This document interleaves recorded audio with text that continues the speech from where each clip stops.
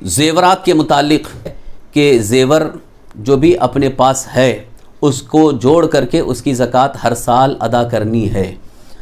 बाज़ ख़वातीन बाज़ औरतें ये कहती हैं कि हमारे पास ज़ेवर तो है, 10 तोला है, 20 तोला है, 50 तोला है, लेकिन ज़कात निकालने के लिए हमारे पास पैसा नहीं है, तो अब वो क्या करें, कैसे ज़कात अदा करें।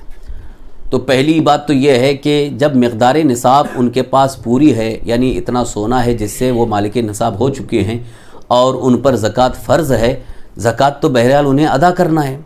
अब उसके लिए या तो वो अपने शौहर से मांग लें कि हमको इतनी रकम दे दीजिए ताकि मैं ज़कात अदा करूं, क्योंकि आम तौर पर शौहर ही बीवी के तमाम अखराजात पूरे करते हैं, घर का ख़र्चा है, जो उनका पर्सनल ख़र्चा है वो सब देते रहते हैं। तो ख़वातीन को चाहिए कि अपने ज़ेवर की ज़कात के लिए भी रकम इकट्ठा करके रखें ताकि इधर साल पूरा हो जाए तो हम उसकी ज़कात दे दें। एक बैग शौहर पर बोझ भी नहीं पड़ेगा। अगर साल भर में जो ख़र्चा मिलता है अखराजात के लिए उसमें से अगर थोड़ा थोड़ा बचा करके रखते हैं तो उनकी ज़कात की अदायगी के लिए इंतज़ाम हो जाएगा। ये एक बेहतर तरीक़ा है।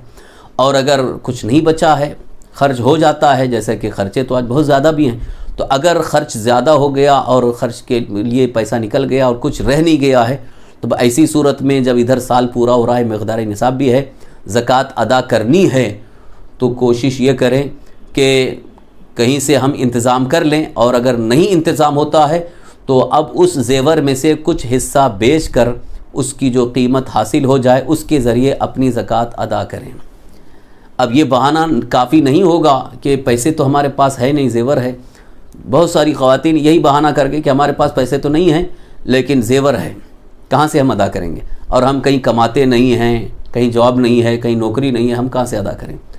तो उनसे गुजारिश ये है कि अपने ख़र्चे के लिए आप हर तरह से हीले बहाने करके शौहर से मांग लेते हैं।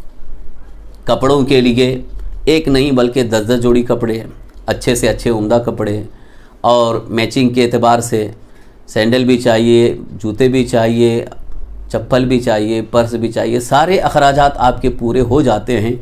मैं समझता हूँ कि शायद कोई ऐसे नहीं होंगे जो ख़र्चे के लिए न देते हों, ख़ास तौर पर ईद के मौके पर ज़्यादा ही दे देते हैं। तो ऐसी सूरत में अब ये हीला और बहाना न करें कि हमारे पास पैसे नहीं हैं, ज़कात कहाँ से अदा करें। अगर उनकी नज़र में कुरान पाक की ये आयत हो और ये अल्लाह ताला का फ़रमान उनके जहन में हो तो मैं समझता हूँ कि कभी वो इस मामले में यानी ज़कात अदा करने में पीछे नहीं रहेंगे। कुरान करीम में अल्लाह ताला का फ़रमान है, इरशाद है, वल्लदीन यकनिज़ून ज़हब वल्फ़िद्दत वला युनफ़िक़ूनहा फ़ी सबीलिल्लाहि फ़बश्शिरहुम बिअज़ाबिन अलीम। वो लोग जो सोना चांदी जमा करके रखते हैं और उसकी ज़कात अदा नहीं करते, ए महबूब सल्लल्लाहु अलैहि वसल्लम उन्हें दर्दनाक अज़ाब की खुशखबरी दीजिए। यानी अल्लाह ताला फरमा रहा है कि उन्हें दर्दनाक अज़ाब दिया जाएगा। वो अज़ाब कैसा होगा, इसी आयत के आगे अल्लाह ताला ने इरशाद फरमाया, यौम युहमा अलैहा फ़ी नारी जहन्नम फ़तुक्वा बिहा जिबाहुहुम व जुनूबुहुम व ज़ुहुरुहुम हादा मा कनस्तुम लिअन्फुसिकुम फ़ज़ूक़ू मा कुन्तुम तकनिज़ून। अल्लाह ताला इरशाद फरमा रहा है कि उस दिन यानी क़यामत के दिन उनके उसी सोने चांदी को, उनके ज़ेवर को जहन्नम की आग में तपाया जाएगा।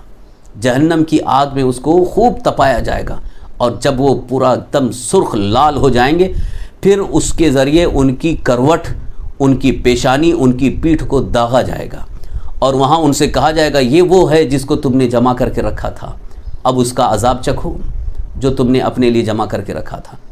लिहाजा दुनिया में अगर हम थोड़ी बहुत हुस्न और ख़ूबसूरती के लिए ज़ेवर जमा करके रखते हैं, लेकिन एक दिन तो सब ज़ेवर छोड़ करके ही जाना है। आज तक कभी आपने नहीं सुना होगा कि कोई खातून, कोई औरत अपना सारा ज़ेवर ले करके चले गए। सबको मरना है, मरने के बाद तो सारा ज़ेवर यहीं पर रह जाता है। अब बेटियां वारिस हुए, दूसरे वारिसिन उसको ले लेते हैं, बेचा जाता है, ख़त्म हो गया। लेकिन अज़ाब तो आपको सहना होगा।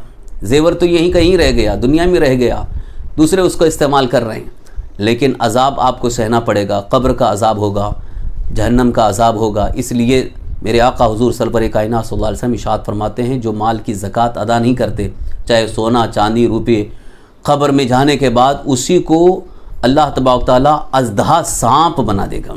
यानी वो माल गंजा सांप बन जाएगा। गंजा सांप यानी जिसका जहर बड़ा ख़तरनाक होता है, वो कब्र में वो डसता रहेगा और ये कराहते होंगे, चीखते चिल्लाते होंगे, लेकिन वहाँ कोई मदद के लिए नहीं पहुँचेगा। इसलिए हमारे आका सरकार दो आलम सल्लल्लाहु अलैहि वसल्लम इरशाद फरमाते हैं, दुनिया में अल्लाह ने आपको माल दिया है और आप मालिक निसाब हो गए हैं तो ज़कात फ़र्ज़ होने के बाद ज़कात ज़रूर अदा करें, इसमें कोताही हरगिज़ ना होने पाए।